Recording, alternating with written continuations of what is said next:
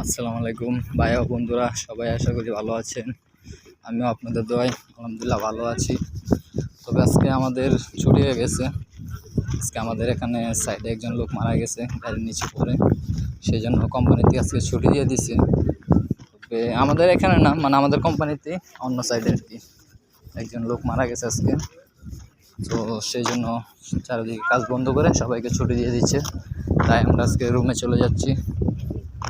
তো যে ব্যক্তি মারা গেছে তাকে আমরা অবশ্য চিনি না, তো সেই জন্য কিছু কি বলবো তার কথা, মানে বলার মধ্যে কোনো কিছু ভাষা খুঁজে পাচ্ছি না। যাই হোক, আপনারা তার জন্য দোয়া করবেন, তার ফ্যামিলির জন্য দোয়া করবেন, যাতে তার ফ্যামিলি সবাই সুস্থভাবে নিজেদেরকে সামলে নিতে পারে। সবার জন্য দোয়া করবেন। আসসালামু আলাইকুম, ভালো থাকবেন সবাই।